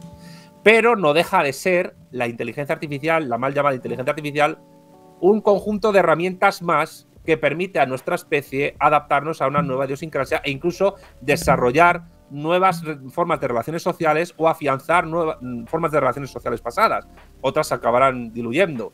Pero toda la inteligencia humana, desde el inicio, desde el primer momento en que juntamos dos palos y los frotamos sobre una piedra con un poco de hierba para hacer una hoguera, para hacer un fuego, ya eso se está viendo que es una herramienta artificial para desarrollar nuestra inteligencia. Yo creo que la gente que tiene un cierto miedo a la tecnología, siempre ha habido tecnófilos y tecnófobos, ¿no? Sí, siempre existieron ludistas y... Sí, claro. Pero de hecho, Marx mira la luz eléctrica y en la luz eléctrica ve la inspiración para terminar con la explotación del hombre por hombre como sueño de liberación de la humanidad. Bueno, y Lenin decía que el socialismo era soviets más electricidad. Claro, sí, totalmente, exactamente. O sea, yo te diría que ¿qué sería el socialismo iberófono? Sería poder popular más inteligencia artificial. Te lo diría así. Mira, es fundamental no tener miedo a la tecnología. Tampoco ser excesivamente tecno-optimistas, porque eso tampoco... Me parece que la tecnología va a conllevar los mismos dilemas de siempre. Digo, la televisión, el streaming, la inteligencia artificial. Sobre si la inteligencia artificial es inteligencia o no. Bueno, tal vez hay una cualidad también del hombre, en este caso dada por Dios, de que somos libres, ¿no? Y la libertad es la posibilidad que nos da a pensar. Las máquinas, en tanto programadas, no son libres, con lo cual no pueden pensar. Ahí está la discusión o la frontera del sci-fi, en el sentido de si las máquinas se liberan, que en realidad no deja de ser la historia de siempre, es la historia de Frankenstein, ¿no? Y la historia del hombre, en tanto se rebela contra la voluntad divina o de su creador. A mí me parece que en realidad estamos narrando siempre las mismas historias y le decimos Star Wars, Star Trek, El Señor de los Anillos, pero en realidad las preguntas metafísicas y filosóficas, qué es lo justo, el injusto, el bien y el mal, si la vamos deconstruyendo termina siendo siempre parecidas. A mí, mi único miedo, en tanto la inteligencia artificial, y yo me declaro del bando humano por siempre, con lo cual si tengo que combatir a las máquinas lo haré, tiene que ver con que, como son herramientas inteligentes, o al menos en esta acepción de la palabra, así como un teléfono es un smartphone, si no terminan siendo plantillas ortopédicas recetadas a personas que no la necesitan. Entonces hay inteligencia artificial que te hacen la lista del supermercado, y cuando vos usas una plantilla ortopédica y no la necesitas, el pie se te termina deformando, ¿no? Y entramos como en una especie de idiocracy, como la película esta, que es medio en joda y medio en serio. Es mi único tal vez miedo, temor, dilema. Bueno, si te mueves en ese miedo humano, yo si quieres te puedo dar mi perspectiva materialista, pero también humana. Por favor, siempre que sea humana. Yo creo que no deberíamos tener miedo a que la inteligencia artificial nos aniquile o nos domine. Ese no va a ser el problema. Es más peligrosa la estupidez natural que la inteligencia artificial. La mal llamada inteligencia artificial no es más que un conjunto de tecnologías y unas herramientas que en todo caso, si se les quieren dar derechos como si fuesen personas y obligaciones, eso lo que llevaría realmente es a eximir responsabilidades sobre aquellos que las dominan, las controlan y las fabrican. Porque, por ejemplo, si un programa de inteligencia artificial en un hospital decide qué personas tienen que recibir un trasplante y qué personas no, o por ejemplo, si un programa de inteligencia artificial decide dónde se hace un ERE, dónde se hace una limpieza de personal en una empresa y qué personas conservan su trabajo y quién no, lo que tenemos que tener en cuenta es que a quien hay que pedir responsabilidades no es a la máquina, que es idiota, porque la máquina lo único que hace es asimilar información en base a lenguajes y a palabras que realmente no puede entender porque no tiene cuerpo humano orgánico con el cual poder operar sobre la realidad. A quien hay que pedir responsabilidades, y los que son verdaderamente peligrosos, son los grupos políticos, las clases sociales, los lobbies, los grupos tecnocientíficos de interés y militares que van a controlar esa tecnología para dominar a otros hombres. Exactamente, el dilema es siempre. Claro, ¿qué es la inteligencia artificial? Herramientas que permiten a unos hombres dominar a otros. Y es ahí donde hay que hacer la lucha. Totalmente, y ahí está justamente también la carrera, ya no espacial, pero sí la carrera tecnológica por la inteligencia artificial. También cabe la pregunta de si da lo mismo que un taoísta programe una inteligencia artificial, un católico o las nacionalidades. Digo, en definitiva, ahí lo que vemos es sustancias e interés, que es de lo que se trata la política, al menos como la entiendo yo. El poder es el poder, no hay que adjetivarlo para intentar redimirlo. Bueno, estamos por agotar el tiempo, otra commodity que escasea en este mundo que habitamos, pero quiero hacer una última pregunta, o tal vez la penúltima, y es con otra cuestión acerca de una preocupación, ¿no? Así como,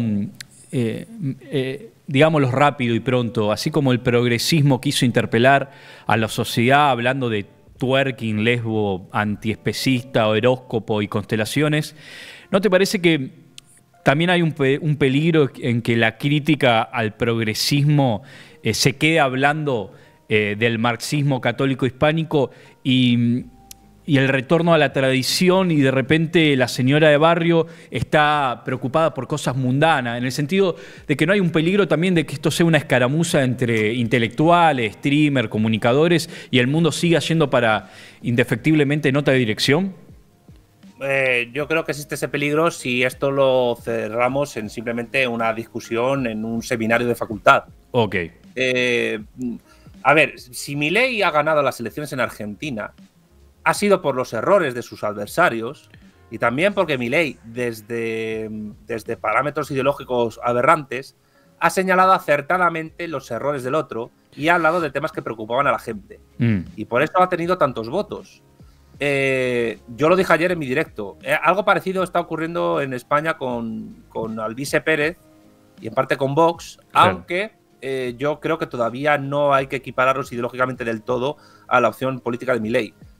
Pero cuando el progresismo, las izquierdas están más pendientes del sexo de los ángeles, vamos a llamarlo así, y no se preocupan de cuánto cuesta la bolsa de la compra o de qué se hace con el dinero público que la clase obrera paga a través de impuestos, y prefieren convertir el Estado en una gigantesca ONG que en vez de una suerte de cooperativa económica eficiente para la clase obrera, pues entonces es evidente que opciones como las de Milei ganan. Sí, fíjate cómo, Santiago, la política argentina empezó a hablar de trabajo hace un tiempo, ¿no? También tiene que ver con la fuerza de la historia y los momentos del capitalismo global que se atraviese, del trabajo casi como una política social, en vez del trabajo como la idea de agrandar la nación, como generar un proyecto de país. Y ahí aparece esta idea, por ejemplo, del salario básico universal como una especie de desobligación de ese 1% de generar un proyecto que abarca a la humanidad y termina siendo, viste, incluso algo peor que la esclavitud, porque los esclavos tenían el poder de rebelarse y parar la producción. En cambio, esa futura clase social que lo único que hace es tener las manos así y recibir un salario de subsistencia, no tiene ni siquiera el poder de frenar la producción. Y esos son los peligros del mundo que yo veo en el futuro. Sí, claro, aparte que ese salario, esa renta básica universal, yo estoy en contra de ella.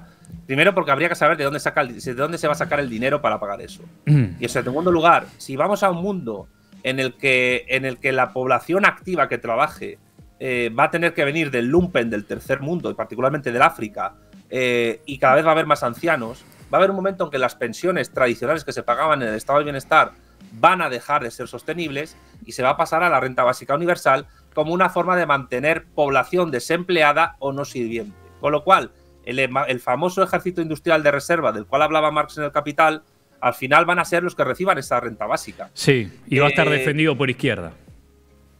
O por la derecha, bueno, no lo sé por quién va a ser defendido. Bueno, o sea, pero lo hemos dicho, ¿no? El liberalismo de izquierda y derecha parece ser que no discute lo importante y son todos discusiones y peleas cosméticas.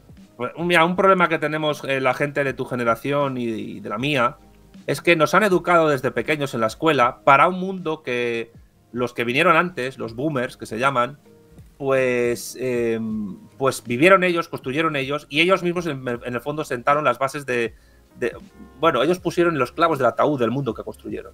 Y nos han educado a la gente de 40, de 30, en menor medida de 20 y tantos años, en una forma de ver, en una cartografía que ya no sirve, porque ese mundo ha cambiado. Y hemos llegado a una edad adulta en la cual la forma en la que nos han insertado una cosmovisión de la realidad ya no funciona. Por eso, yo siempre digo que salir de una ideología, salir de una cosmovisión del mundo, cuando ésta está desacertada, es un proceso personal. Digo personal, yo creo que lo has vivido un poco tú también. Es un proceso vital muy doloroso. Sí. Muy terrible. Trágico a veces. ¿Por qué? Porque te obliga no ya solo a romper con tu yo anterior, del cual conservas algunas cosas porque sigue siendo, entre comillas, la misma persona. Pero ya no hay continuidades a nivel de pareja, a nivel de amigos, de militancia política, de compañeros de trabajo, con los cuales ya no puedes seguir tratando ciertos temas porque ya no ves las cosas como ellos. Sí, te transforma en un paria. Raro.